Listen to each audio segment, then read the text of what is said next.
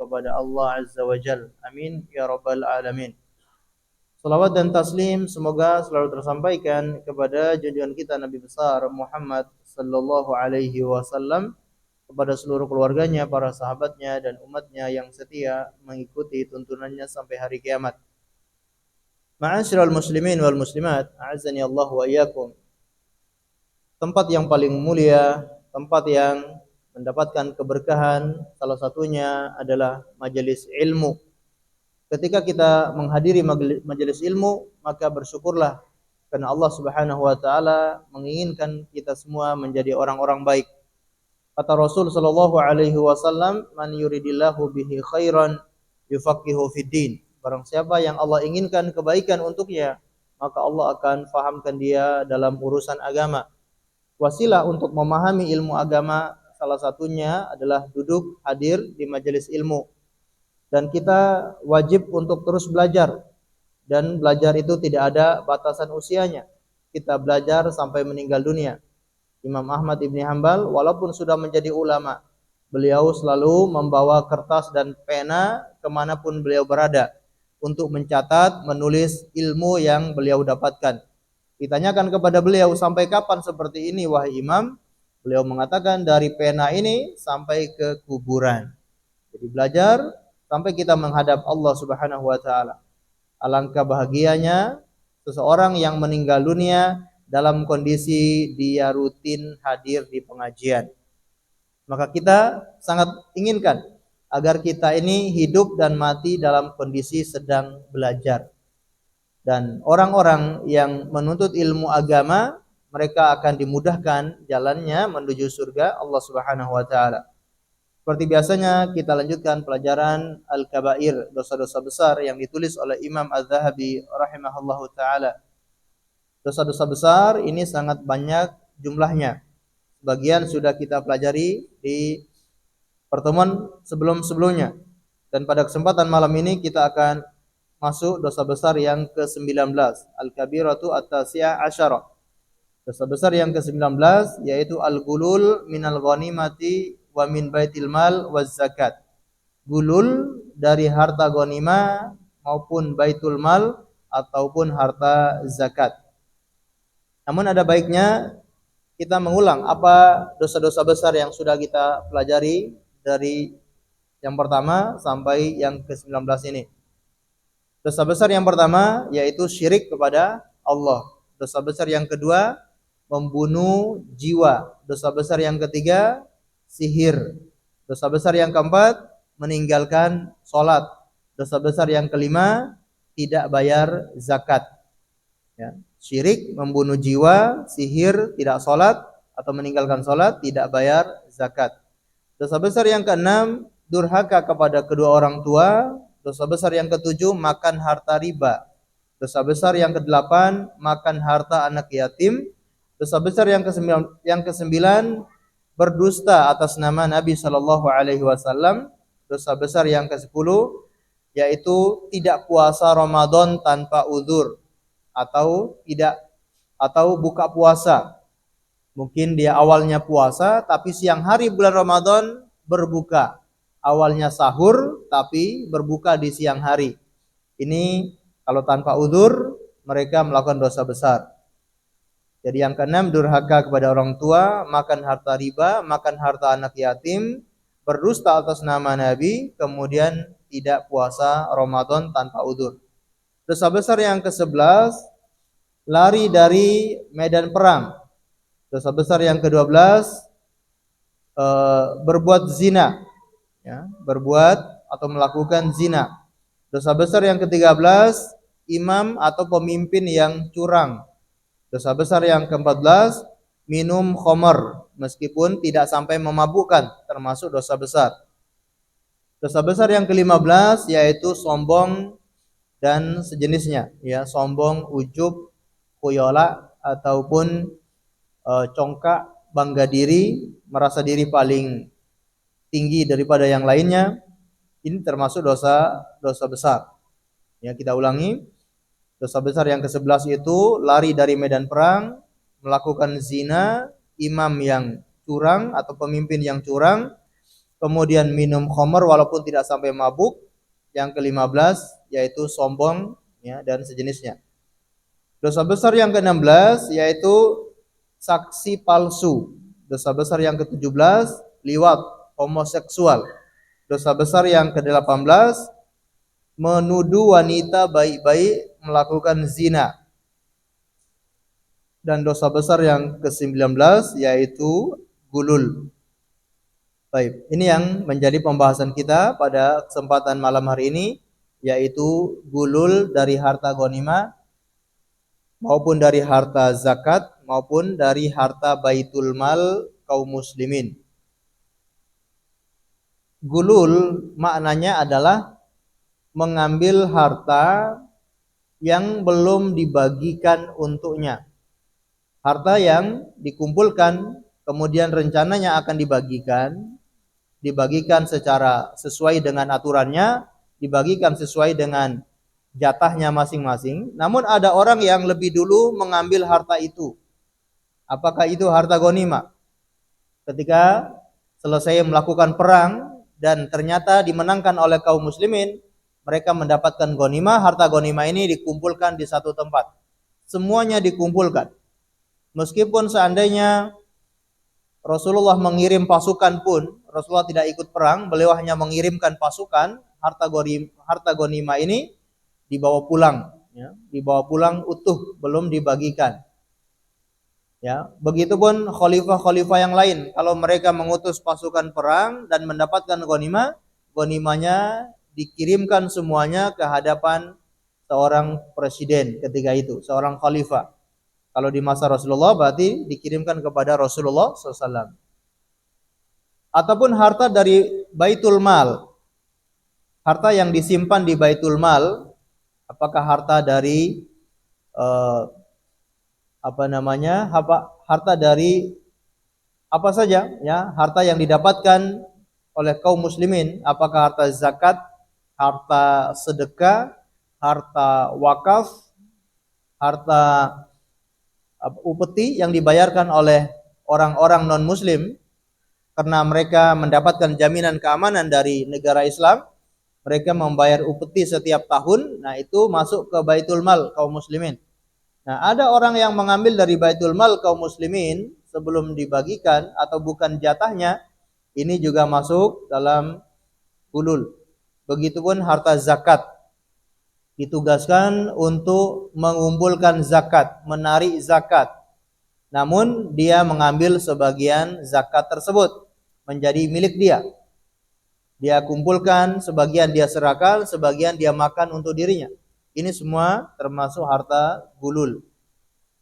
Dan masalah gulul ini sejak nabi-nabi sebelumnya sudah dilarang oleh Allah Subhanahu wa taala. Jadi tidak hanya di masanya Rasulullah, tapi para nabi sebelumnya juga dilarang untuk umatnya jangan sampai makan harta gulul ini. Kalau kita lihat ada sebuah kisah tentang Nabi Yusha ibni Nun, ya, Nabi Yusha.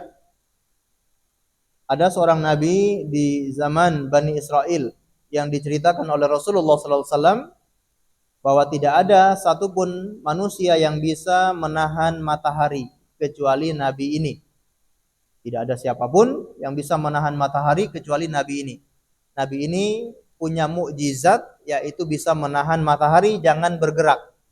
Ya, Masya Allah. Jadi harinya, jamnya semakin panjang. Kalau kita hitung satu hari, matahari terbit itu mungkin dari berapa? 12 jam. Enggak sampai, ya. Dari jam terbit mungkin jam 5 pagi, kemudian terbenam jam 6 sore, atau jam 5 sore. Nah, ini kalau ditahan berarti lama, ya, terbenamnya lebih lama. Dikisahkan oleh Rasulullah SAW dalam hadis yang sahih, Nabi ini mengadakan peperangan, yaitu perang untuk membebaskan Baitul Maqdis. Ketika sebelum perang, Nabi ini mengatakan kepada pengikutnya, tidak boleh ada yang ikut dengan saya orang yang baru malam pertama, baru menikah, selesai menikah, nggak boleh ikut. Dia sudah malam pertama nggak boleh ikut. Atau siapapun yang sedang membangun rumah dan tinggal menyelesaikan atapnya, tinggal finishing, nah ini nggak boleh ikut. Atau yang ketiga, orang yang sedang memiliki hewan yang bunting. Orang yang punya hewan yang sedang bunting, apakah kambing, sapi, dan unta, yang sedang hamil besar dan dia sedang menunggu kelahirannya, maka orang-orang seperti ini tidak boleh ikut. Akhirnya mereka pun berangkat dan melakukan peperangan. Tiba di lokasi perang, ternyata waktu sore hari, waktu asar. Para ulama menyebutkan, ya, kenapa matahari ini sampai ditahan? Karena kalau ditunda sampai besok pagi, ya, kalau sudah masuk malam hari, berarti istirahat, tidak bisa perang lagi. Apalagi kalau perang malam hari, tidak ada penerangan di zaman dahulu. Ataupun sebagian menyebutkan karena mereka ini belum sempat sholat asar. Karena dari nabi ke nabi kita diperintahkan untuk sholat ketika pagi hari dan ketika sore hari. Sholat subuh dan sholat asar. Sampai di zaman Nabi SAW baru ada perintah sholat 5 waktu. Kalau nabi-nabi sebelumnya sholatnya cuma ada 2 waktu. Yaitu waktu petang dan waktu pagi. Nah ini mereka belum sempat sholat asar. Keburu perang terlebih dahulu. Karena mereka takut tidak bisa sholat asar, maka Nabi ini berperang, lalu dia meminta, berkata kepada matahari, ya wahai matahari, sesungguhnya engkau diperintahkan dan aku pun juga diperintahkan. Engkau diperintahkan oleh Allah untuk terbit dan terbenam, dan aku pun diperintahkan oleh Allah untuk berperang, untuk beribadah dan seterusnya. Maka tahanlah dirimu untuk kami. Ya, maka Allah Subhanahu wa taala menahan matahari itu sampai Nabi ini pun perang dan mengalahkan pasukan tersebut. Begitu selesai perang dan mereka ternyata menang, maka dikumpulkanlah harta ghanimah yang sangat banyak, ya, disebutkan sampai menggunung, ya, sampai tumpukan-tumpukan yang besar, yang tinggi sekali karena sangat banyak harta ghanimah tersebut. Lalu datanglah api dari langit untuk membakar harta ghanimah itu. Karena nabi-nabi sebelum Rasulullah itu tidak boleh mengambil harta ghanimah. Kalau selesai perang, harta ghanimah dikumpulkan, datang api dari langit lalu membakar semua harta ghanimah tersebut tanpa diambil sedikit pun. Ketika api ini datang, ternyata api ini nggak bisa membakar harta ghanimah ini. Maka Nabi ini mengatakan, Inna fikum gulul, sesungguhnya di antara kalian itu pasti ada yang gulul, pasti ada yang sudah ngambil harta ghanimah, ya, ngambil diam-diam harta ghanimah. Maka apa kata Nabi ini? Setiap orang dari kabilah satu orang untuk berbaiat kepada saya, berjabat tangan dengan saya. Masing-masing kabilah ini jabat tangan. Ternyata ada satu kabilah yang tangannya itu tidak bisa lepas, ya, lengket. Kata Nabi, sesungguhnya di kabilah kalian ini ada orang yang gulul. Maka semua dari kabilah ini diminta oleh Nabi ini untuk berjabat tangan. Sampai ada 1-3 orang yang ternyata tangannya itu lengket, tidak bisa lepas.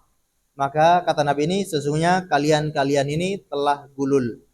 Akhirnya mereka pun ya ngaku, ya betul wahai Nabi, kami telah mengambil sebagian harta ghanimah. Maka diperintahkan untuk kembalikan harta itu. Begitu dikembalikan, disebutkan harta itu bentuknya emas sebesar kepala sapi. Bayangkan emas besarnya sebesar kepala sapi. Dan memang dibuat semirip dengan kepala sapi. Ya, bayangkan.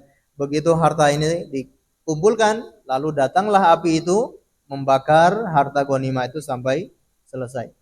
Kemudian Rasulullah melanjutkan sabda beliau, sesungguhnya nabi-nabi sebelum saya diharamkan untuk makan harta ghanimah.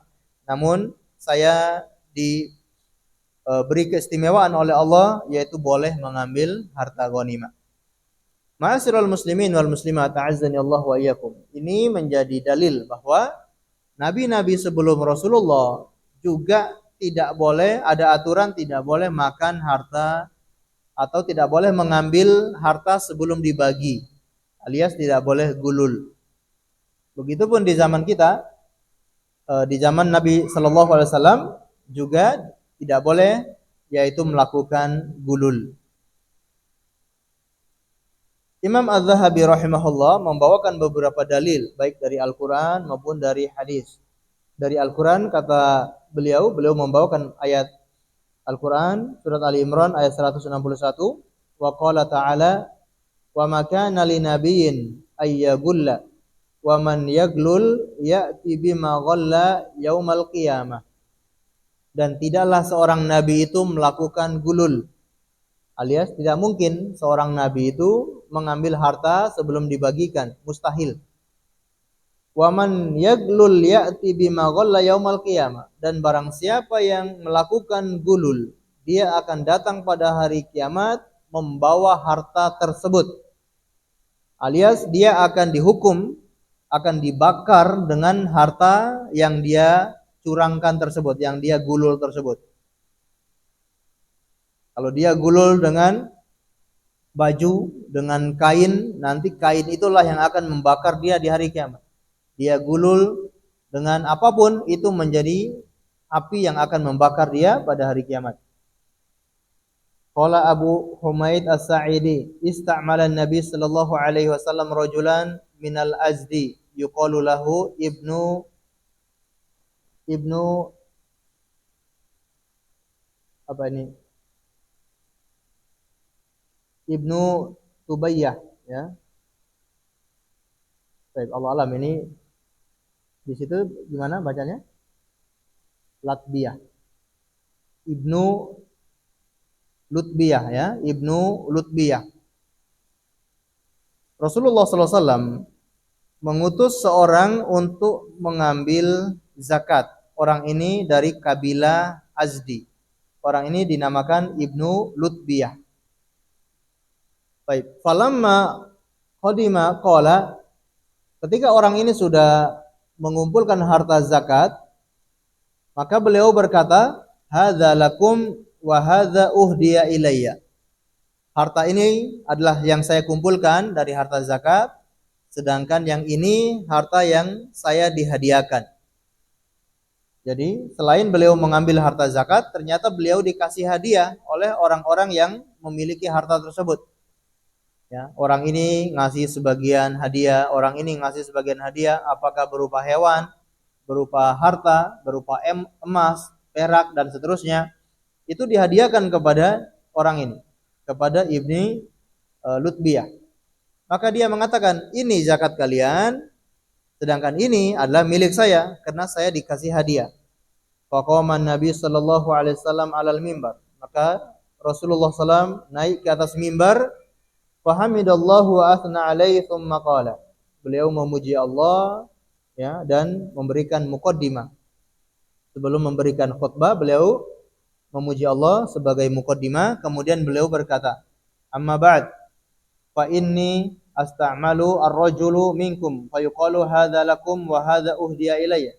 Sesungguhnya aku telah mempekerjakan seseorang dari kalian.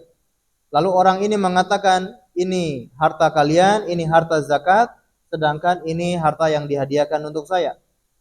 Afala yajlisu fi baiti abihi wa ummihi hatta ya'tihi hadiyatuhu in kana shadiqan.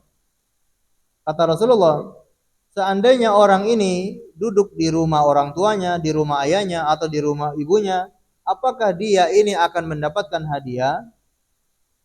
Artinya kalau orang ini seandainya dia tidak dipekerjakan, dia tidak ditugaskan untuk menarik zakat, tentu dia tidak mungkin dikasih hadiah oleh orang-orang tersebut. Dia mendapatkan hadiah itu karena beliau ditugaskan untuk menarik zakat. Kalau dia tidak jadi pimpinan misalkan, maka dia tidak dikasih hadiah. Dia tidak jadi anggota ini dan anggota itu, mungkin tidak dikasih hadiah.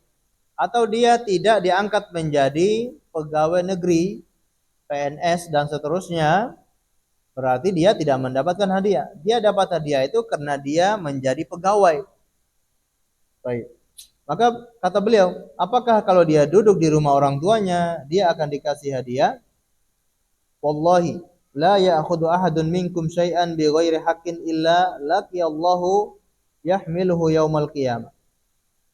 Demi Allah, tidaklah seseorang dari kalian mengambil harta yang bukan hak dia, melainkan dia akan datang pada hari kiamat membawa harta tersebut. Fala a'rifanna rajulan minkum laqiyallahu yahmilu ba'iran lahu ru'a. Aku betul-betul mengetahui ada seseorang yang datang pada hari kiamat, dia memikul unta yang sedang bersuara.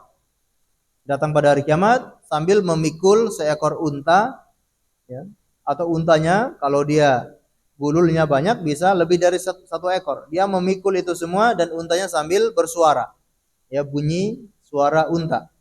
Au baqaratan laha khuwar, ataupun dia memikul sapi dan sapinya sedang bersuara. Au syatan tay'aru, ya. Sedangkan dia juga akan datang membawa kambing yang sedang punya suara, ya, suara kambing apa? Sedang mengembek, ya, sedang mengembek, ya. Tsumma rafa'a yadahu faqala. Kemudian Rasulullah mengangkat tangannya seraya berkata, Allahumma hal ballagtu. Ya Allah, aku sudah sampaikan kepada umatku. Ma'asyiral muslimin wal muslimat, a'azzani Allah wa iyyakum. Dari penjelasan ini atau dari hadis ini kita tahu bahwa mengambil harta yang bukan haknya, apakah itu harta ghanimah ataukah itu harta baitul mal maupun sebagaimana dalam hadis ini yaitu harta zakat, maka itu semua tidak boleh dan termasuk dosa besar.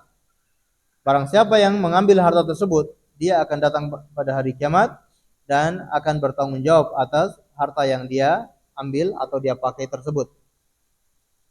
Ini yang kita khawatirkan, karena kebanyakan orang meremehkan dosa-dosa yang semacam ini, padahal ini dosa sangat besar. Orang meremehkan, ya, mengambil harta yang bukan milik dia. Apakah korupsi, ya, ngambil harta dari baitul mal, kas negara, ya, punya harta negara, tapi diambil oleh oknum-oknum tertentu, korupsi harta tersebut. Ini semua dia akan datang pada hari kiamat dan akan memikul harta-harta yang dia korupsi tersebut. Kemudian dalam hadis yang lain, waqala Abu Hurairah, berkata Abu Hurairah, kharajna ma'a Rasulillah sallallahu alaihi wasallam ila Khaybar.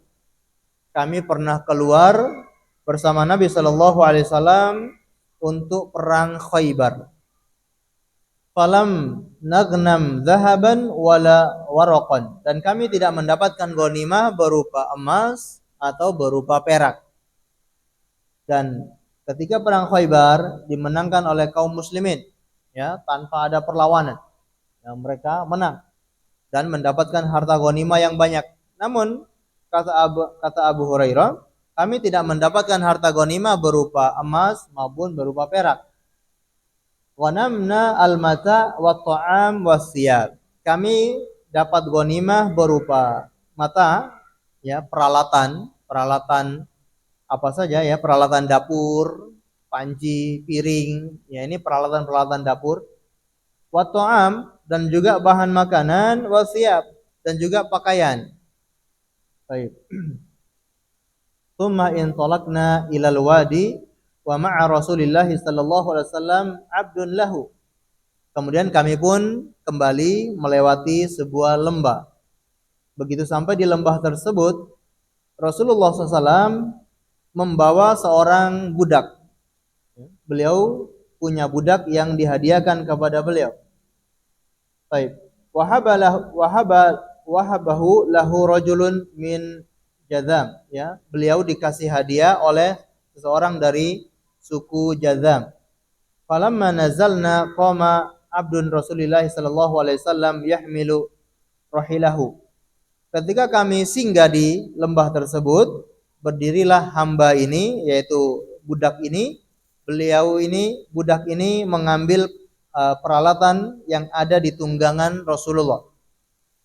Jadi Rasulullah mau turun maka dia pegang hewannya, kemudian dia dudukkan hewan itu, lalu dia ambil peralatan yang ada di atas kendaraan itu untuk istirahat, apakah pelana ataupun yang sejenisnya.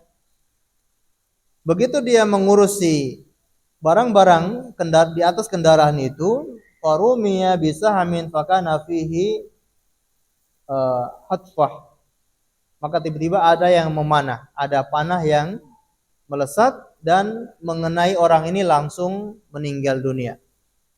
Ya, entah dari mana panah itu, mungkin ada musuh yang masih mengejar atau yang ada musuh yang bersembunyi kemudian melemparkan anak panah lalu mengenai budak tersebut.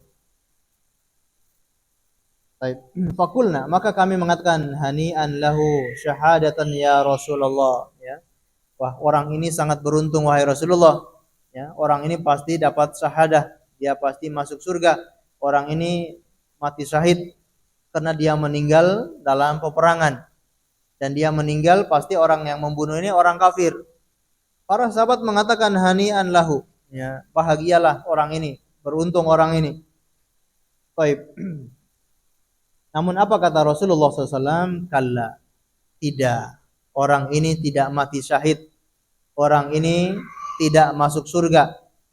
Ya. Sekali-kali tidak. Walladzi nafsi Muhammadin biyadi.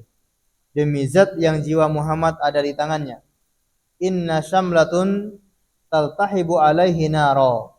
Sesungguhnya sebuah kain yang dia ambil sedang membakar dia di neraka jahanam. Sedang membakar dia di dalam api neraka. Akhadhaha minal ghanaim yauma Khaibar lam tusibhal maqasim. Kain tersebut yang dia ambil dari harta ghanimah di perang Khaibar sebelum dibagikan. Bayangkan ya, hartanya itu ya tidak terlalu mahal, mungkin hanya 1-2 kain atau sarung yang dia ambil. Namun kata Rasulullah SAW, orang ini tidak mati syahid. Orang ini justru sedang dibakar oleh kain yang dia ambil itu di dalam api neraka. Qala fafazi'an nas, maka para sahabat yang lain langsung ketakutan. Waduh, berbahaya sekali. Cuma harta sepele seperti itu bisa membakar dia di api neraka, bahkan menyebabkan dia tidak masuk surga, menyebabkan dia masuk neraka. Faja'a rajulun bisyirakin aw syirakaini. Datanglah orang membawa 1 atau 2 tali sendal. Mungkin ada yang merasa, wah ini kan cuma tali sendal, ya. Tali sepatu misalkan, tali sepatu, tali sendal, ya. Mungkin di zaman dahulu nyari tali seperti itu mungkin agak sulit. Jadi ketika ghanimah dikumpulkan, ada tali-tali yang semacam itu, dianggap mungkin ini sepele, ini remeh, harta yang mungkin nggak berguna atau harta yang tidak seberapa. Maka mereka pun datang lalu mengembalikan tali sendal. Ada yang mengambil 2, ada yang mengambil 3 tali sendal tersebut. Faqala sirakun aw sirakani minnar. 1 tali sendal atau 2 tali sendal tempatnya di neraka. Bayangkan ya, cuma tali sendal yang mungkin nggak sampai 100.000, bahkan nggak sampai mungkin 50.000, tapi tempat kembalinya di neraka. Lalu bagaimana dengan orang-orang yang gulul dengan harta negara, korupsi gede-gedean, korupsi triliunan, miliaran, ya mereka korupsi, terima sogok ini sogok sana, maka hati-hati nanti pada hari kiamat akan mendapatkan balasannya dari Allah Subhanahu wa taala. Hadis ini muttafaqun alaih. Wa akhraja Abu Dawud min hadithi Amr ibni Shu'aib an abihi an jaddihi. Abu Dawud mengeluarkan hadis dari Amr ibni Shu'aib dari ayahnya, dari kakeknya, bahwasanya Rasulullah sallallahu alaihi wasallam wa Abu Bakrin wa Umar, Rasulullah, Abu Bakar dan juga Umar, harraku mata'ul ghal wa dharabu. Mereka membakar semua harta hasil gulul itu, lalu mereka memukul orang-orang yang mengambil harta gulul. Harta gulul yang tadi diambil maka diperintahkan untuk dikembalikan. Setelah dikembalikan, Rasulullah, Abu Bakar As-Siddiq, Umar bin Khattab, ya, mereka membakar harta tersebut, lalu memukul orang yang mengambil harta tersebut. Wa qala Abdullah ibn Amr, kana ala taqali Rasulillah sallallahu alaihi wasallam rajulun yuqalu lahu Kirkirah. Bahwasanya ada seseorang yang tukang mengurus barang-barang Nabi sallallahu alaihi wasallam ketika safar. Ada orang yang bertugas mengurusi barang-barang Rasulullah ketika safar. Orang ini dinamakan dengan Kirkirah. Famata, dan orang ini pun meninggal dunia. Faqala Nabi sallallahu alaihi wasallam huwa finnar. Rasulullah bersabda untuk orang ini di neraka. Orang ini tempat kembalinya di neraka. Fadhahabu yanduruna ilai. Maka mereka heran. Kok bisa? Orang ini kan punya jasa yang besar, yang mengabdi untuk Rasulullah kemana-mana, menyertai Rasulullah, tukang membawa barang-barang Rasulullah. Kalau sedang safar, perbekalan Rasulullah itu dibawa oleh orang ini. Kadang kalau singgah di suatu tempat, dia yang persiapkan tendanya, dia persiapkan makanannya, untanya pun dia persiapkan. Nah, ini kan orang yang luar biasa jasanya, sangat dekat sekali dengan Rasulullah. Namun kata Rasulullah, orang ini di neraka. Mereka heran, kok bisa orang ini di neraka? Mereka pergi memeriksa barang-barang bawaannya. Fawajadu hiba'atan qad ghallaha. Ya. Mereka mendapatkan ada sebuah kain yang sudah dia ambil dari harta ghanimah. Ya. Bayangkan hanya mengambil kain, sarung, baju ataupun yang lainnya yang dia ambil dari harta ghanimah itu menyebabkan dia masuk neraka. Walaupun tahu jasanya sangat banyak, walaupun dia sudah sangat dekat dengan Rasulullah, tapi kalau sekali-kali dia berbuat gulul, langsung dimasukkan ke dalam api neraka. Wa fil bab ahaditsun katsira. Dalam masalah ini banyak hadis yang menjelaskannya. Wa ya'ti ba'duha fi babidz zulm. Dan datang hadis-hadis yang lain di bab tentang az-zulm, ya, bab tentang kezaliman. Di bab selanjutnya beliau akan membahas tentang kezaliman. Beliau pun akan membawakan beberapa hadis yang lain. Lalu kata Imam Az-Zahabi rahimahullah, wadz-zulmu ala thalathati aqsam. Kezaliman itu ada 3 macam. Maksudnya adalah kezaliman terhadap manusia. Kezaliman terhadap manusia itu ada 3 macam. Ahaduha aklul mala bil batil. Yang pertama, makan harta dengan cara yang batil. Ya, makan harta orang lain dengan cara yang batil. Ya. Ini termasuk perkara yang haram, dosa besar, makan harta orang lain dengan cara yang batil. Karena kita tahu hukum asal harta itu adalah haram. Hukum asal dari harta, emas, perak, uang, rupiah, dolar, ataupun harta yang bukan milik kita, hukum asal sebuah harta adalah haram. Tidak boleh diambil, tidak boleh dipakai. Sampai sendal, ya, hukum asalnya itu haram untuk dipakai. Sepatu orang, sendal orang, pakaian orang, ya, tidak boleh kita memakai punya orang. Karena ini hukum asal sebuah harta adalah haram. Sebagaimana para ulama banyak menjelaskan kaidah tentang ini, al-aslu fil mali al-haram. Sebagaimana disebutkan oleh Syekh bin Baz dan yang lainnya, al-aslu fil mal al-haram. Atau al-aslu fil amwali lil ma'sum. Sebagaimana kata Syekh Sa'di dalam kaidah fikihnya, al-aslu fil amwali lil ma'sumi. Asal dari harta itulah lil ma'sum, terjaga. Tidak boleh dipakai, tidak boleh diambil. Sampai kapan? Sampai datang yang membolehkannya. Kapan harta itu bisa membolehkan atau kapan kita itu boleh memakai harta itu? Kalau sudah menjadi milik kita. Ada jual beli di sana. Kalau jual beli, barangnya sudah jadi milik kita, uangnya sudah jadi milik orang tersebut. Atau barang itu jadi milik orang lain, kita sudah mendapatkan uang. Nah, berarti harta ini sudah boleh kita pakai. Ataupun hadiah, pemberian, hibah, sedekah, infak, zakat, ini harta sekarang sudah menjadi halal. Tapi kalau asalnya harta itu batil, ya tidak boleh dipakai, tidak boleh dipakai. Tsaniha, yang kedua, adzulmul ibad bil qatli wad darbi wal kasri wal jirah, yaitu kedoliman seorang hamba berupa membunuh orang lain ataupun memukul ataupun mematahkan tulang atau melukai orang lain, ya, melukai fisik orang lain, membuat badan orang terluka. Ini semua termasuk kedoliman. Mematahkan tulang, memukul orang lain, ya, tanpa hak, apalagi sampai membunuh orang lain, ini kedoliman. Salisuha, yang ketiga, yaitu adzulmul ibad bisyatmi wal la'ni was-subbi wal qadfi. Kedoliman seorang hamba berupa asyatm, yaitu mencaci maki, al-la'n, melaknat, wal qadf, menuduh orang lain. Ini semua kedoliman, ya.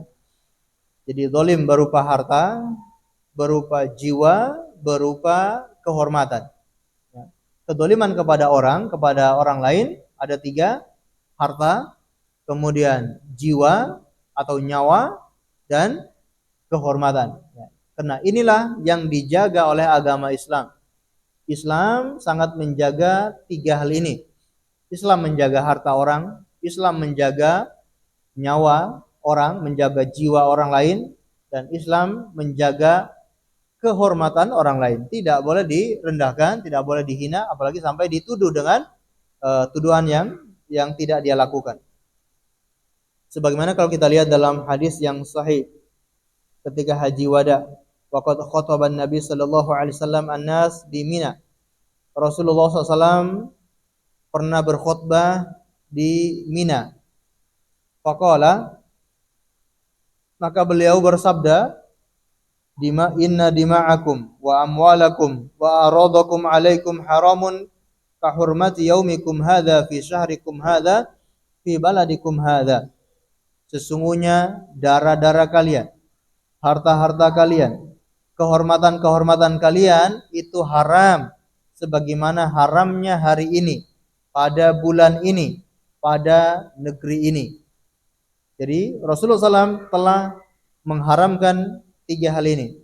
Darahnya, kemudian hartanya, kemudian kehormatannya, seluruhnya haram. Darahnya haram ditumpahkan, hartanya haram untuk diambil, kemudian kehormatannya haram untuk dilecehkan, haram untuk dipermalukan. Ya, sebagaimana haramnya hari ini, yaitu pada hari Arafah atau pada hari Mina, pada musim haji. Pada musim haji orang sedang ihram, itu kan tidak boleh melakukan pelanggaran-pelanggaran. Tidak boleh membunuh, tidak boleh mencuri harta orang, tidak boleh menghina orang lain. Ya, ketika sedang berhaji, ketika sedang ihram, sedang di Mina, sedang mabit ataupun sedang wukuf di Arafah, tidak boleh melakukan pelanggaran ini. Sebagaimana haramnya hari ini. Atau haramnya bulan ini, yaitu bulan Muharram. Sebagaimana kita tahu ada bulan-bulan yang disucikan oleh Allah Subhanahu wa taala. Tidak boleh melakukan pelanggaran-pelanggaran, kezaliman-kezaliman. Ataupun fi baladikum hadza, sebagaimana haramnya negeri kalian ini, tanah kalian ini, yaitu tanah Mekah, tanah haram, ya. Maka perbuatan ini adalah perbuatan yang besar, yaitu mengambil harta orang lain atau membunuh orang lain ataupun melecehkan kehormatan orang lain. Wa qala sallallahu alaihi wasallam, la yaqbalullahu salatan bi ghairi tuhurin wala sadaqatan min gululin. Allah Subhanahu wa taala tidak akan menerima salat tanpa adanya tuhur, tanpa adanya suci. Kalau masih punya hadas, apakah hadas besar maupun hadas kecil, maka salatnya tidak diterima oleh Allah. Tidak sah salatnya, dia wajib mengulangi salatnya lagi. Wala sadaqatan min gulul. Begitupun Allah tidak menerima sedekah dari gulul. Ada orang korupsi, niatnya apa? Pengen sedekah. Korupsi untuk sedekah. Boleh atau tidak? Ya jelas enggak boleh. Meskipun niatnya baik. Dia pengen bangun masjid. Duitnya dari mana? Korupsi. Korupsi uang negara untuk pembangunan masjid. Dan nanti masjidnya juga atas nama dirinya gitu ya. Tidak diterima oleh Allah Subhanahu wa taala sedekah, infak, zakat atau ibadah-ibadah yang lain yang digunakan menggunakan harta gulul. Apakah dia pergi umroh menggunakan harta korupsi? Dia pergi berhaji menggunakan harta korupsi? Ini semua ibadahnya tidak diterima oleh Allah Subhanahu wa taala. Kita tahu Allah Subhanahu wa taala itu maha baik. Allah itu maha bersih. Allah tidak mau menerima yang kotor-kotor. Innallaha thayyibun. Innallaha thayyibun. La yaqbalu illa thayyiban. Ya. Sesungguhnya Allah itu sangat baik. Allah itu sangat bersih dan Allah tidak akan menerima kecuali yang baik-baik. Bahkan Rasulullah menceritakan ada seseorang yang melakukan perjalanan sangat jauh. Ya, rajulun as'asa adbara yamuddu yadaihi ila sama ya rabbi wa mashrabuhu haram wa ghudhiya bil haram fa anna yustajabu lidzalik. Ada orang yang melakukan safar sehingga membuat dia berdebu, rambutnya acak-acakan, pakaiannya lusuh. Kemudian orang ini menengadahkan tangannya ke langit untuk berdoa mengatakan ya Rabbi, ya Rabbi, ya Allah, ya Allah. Dia mohon sesuatu, minta kepada Allah. Namun apa kata Rasulullah SAW? Makanannya haram, minumannya haram, pakaiannya haram, pendapatan penghasilannya haram. Fa anna yustajabu lidzalik. Bagaimana mungkin orang ini doanya dikabulkan oleh Allah? Doanya minta sesuatu kepada Allah tidak dikabulkan oleh Allah karena tubuhnya diisi dengan perkara-perkara yang haram. Makanan, minuman, pakaian, semua itu dari hasil haram. Maka doanya tidak dikabulkan. Kalau doanya tidak dikabulkan, gimana orang ini bisa mohon ampunan? Kita kalau pengen mohon ampunan kepada Allah, ya, harus bertobat kepada Allah, kita harus berdoa minta kepada Allah, ya Allah ampuni saya, ya Allah ampuni dosa-dosa saya. Tapi kalau orang yang seperti ini doanya tidak dikabulkan, gimana mungkin dia akan diampuni oleh Allah Subhanahu wa taala? Naudzubillah min dzalik. Ya, ini dosa yang sangat besar, mengambil harta orang lain. Kita bacakan sedikit. Wa qala Zaid ibn Khalid al-Juhaini inna rajulan ghalla fi ghazwati Khaybar. Famtana'a an-nabiy sallallahu alaihi wasallam min salati alaihi wa qala inna sahibakum ghalla fi sabilillah.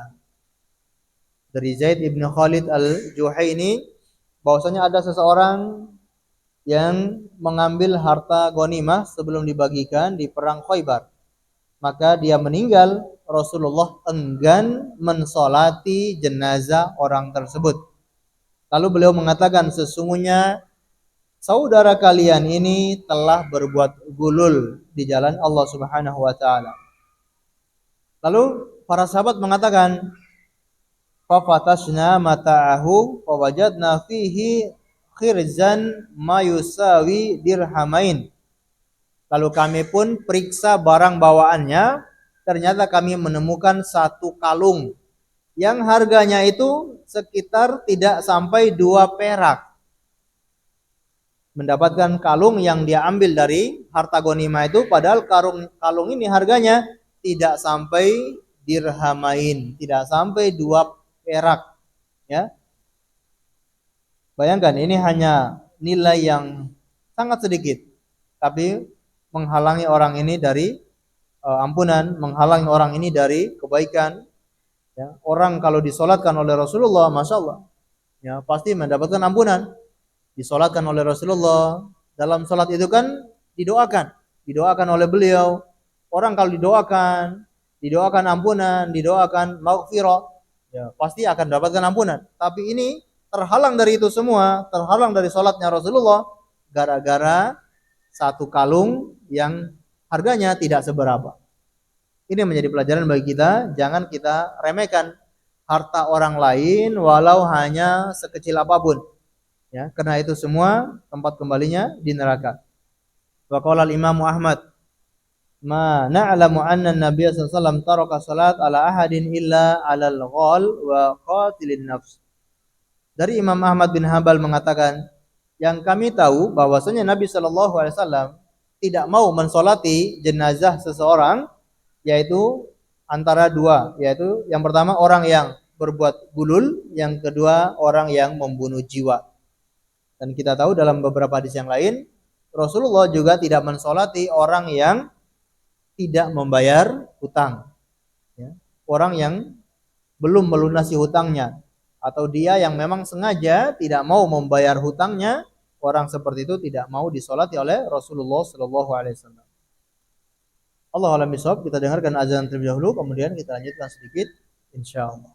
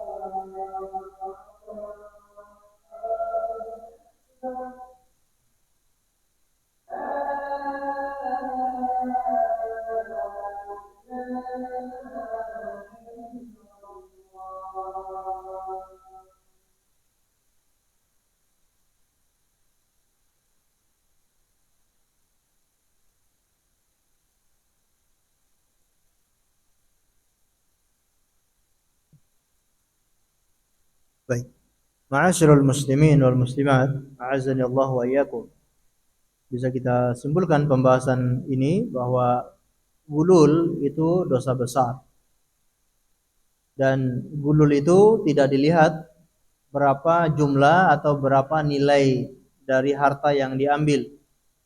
Asalkan kalau orang mengambil harta orang lain, maka dia termasuk melakukan perbuatan gulul dan tempat kembalinya adalah neraka.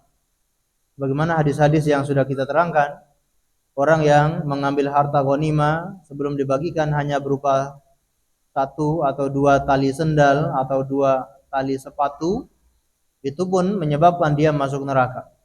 Orang mengambil satu dua kain, sarung, baju, itu juga menyebabkan dia masuk neraka. Apalagi harta-harta yang lebih besar daripada itu. Harta yang dikumpulkan, harta yang punya bersama, milik negara, kalau diambil untuk kepentingan sendiri, nah ini sangat berbahaya, dosa besar. Sebagaimana sebagian orang yang berada mungkin di pemerintahan, para pejabat yang mungkin mereka menganggap sepele, ya, mengambil harta negara. Hati-hati, akan dimintai pertanggungjawabkan di hadapan Allah Subhanahu wa taala. Dia akan memikul harta itu di hadapan Allah dan dia akan disiksa dan dia akan dituntut oleh orang-orang yang dia dolimi itu semua. Kalau dia mengambil harta satu dua orang, itu pun sudah dituntut oleh orang tersebut. Apalagi kalau dia mengambil harta orang banyak, harta yang dikumpulkan dari pajak rakyat, harta negara yang kebanyakan itu semuanya dari pajak. Penghasilan negara terbesar itu adalah pajak rakyat, yang semua lini hampir dipajaki. Lalu ada oknum-oknum yang tidak bertanggung jawab, mengambil harta pajak itu, dikorupsi, digunakan untuk kepentingan pribadi. Hati-hati pada hari kiamat, akan mendapatkan siksaan yang berat dari Allah Subhanahu wa taala. Begitupun hati-hati di dalam menggunakan fasilitas-fasilitas negara, fasilitas umum. Nah, ini kalau tidak sesuai dengan aturannya, fasilitas umum tapi dipakai untuk pribadi, ya, mobil plat berapa? Plat apa? Hah? Kuning atau hijau? Plat merah.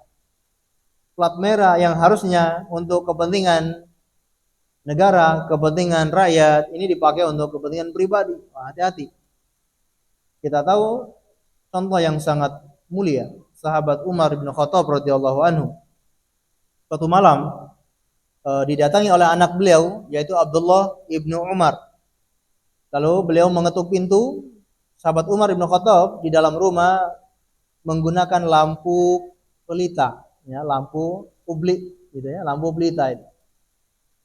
Maka Umar bertanya, untuk apa tujuan kamu datang ke sini? Apakah urusan negara atau urusan pribadi? Kata sahabat ibnu Umar, saya datang untuk urusan pribadi. Tunggu sebentar. Beliau matikan lampu lalu masuk. Anaknya heran, ya. Tadi saya lihat dari luar ada lampu menyala di rumah, tapi begitu saya datang lampunya kok gelap, dimatikan. Kata Umar bin Khattab, maka tadi saya tanya, kamu datang untuk keperluan apa? Kalau keperluan negara, ini lampu milik negara. Lampu ini meskipun hanya lampu pelita, ini lampu fasilitas negara. Kalau kamu datang untuk urusan negara, bisa kita pakai. Tapi kalau kamu datang untuk urusan pribadi, kita nggak boleh pakai fasilitas ini untuk urusan pribadi. Sampai seperti itu, ya. Contoh yang sangat agung dalam sejarah Islam. Bagaimana pemimpin-pemimpin Islam itu mereka sangat hati-hati, sangat takut terhadap harta fasilitas-fasilitas negara, tidak digunakan untuk kepentingan pribadi. Allahu a'lam bishawab. Mungkin ini yang bisa kita sampaikan pada kesempatan malam hari ini. Semoga bermanfaat untuk kita semuanya. Sebelum kita akhiri, kalau ada yang ditanyakan, kami persilakan.